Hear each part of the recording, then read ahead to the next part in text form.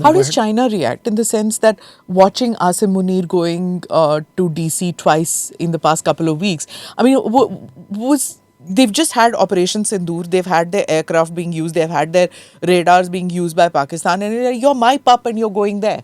How does that happen? Yeah, that's a great question. I mean, I ask myself all the time, what would Beijing be thinking? I mean, frankly, President Xi didn't host Munir for a lunch, right? He should have hosted him for a lunch. So that's a great question, and I think it'll play out in the next few months. And part of it we will see in how they approach the India relationship.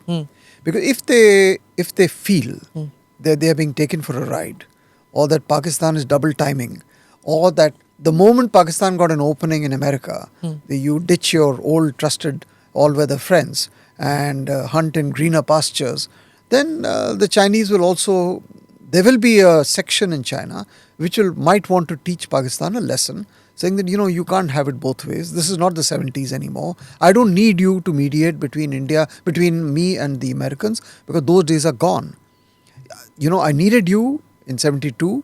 I don't need you today. So your utility to me on the US-China relationship is basically zero. I don't need you.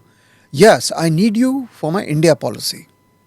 So there will be conflicting views within Beijing on how to respond to Pakistan's open courting of the Americans and vice versa.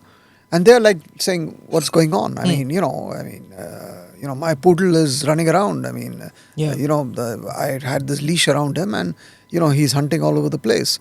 So that's one view, that Beijing, there will be a view in Beijing. But there'll be another view in Beijing, which is more the traditional orthodox hardline, saying, look, let them do it, but it's a critical part of my containment policy for India.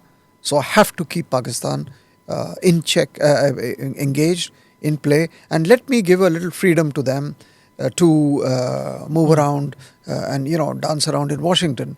So I would say there are these different views. As you know, in every capital, major world capital, you don't have monochromatic views.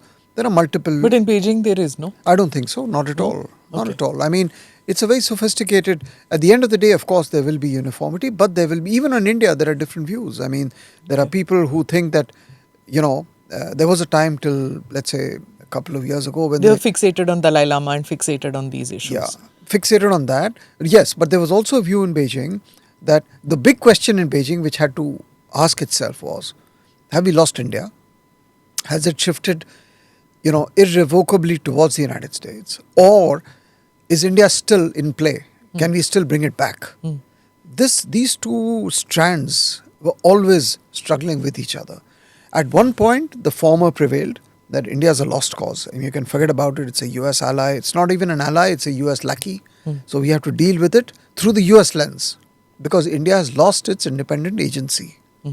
But there was another view of a certain section which said, no, you're misreading India. They still have. And so when we took the position we did in Ukraine in 2022, the latter view suddenly got revived and said, look, the Indians have actually taken a view or a position which is not what the Americans wanted. So India did show independent agency.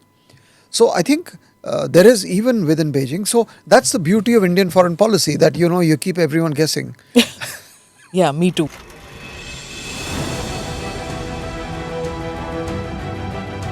Namaste, Jai Hind. You're watching ANI podcast with Smita Prakash. अगर हम उसको मस्जिद कहेंगे तो फिर विवाद होगा।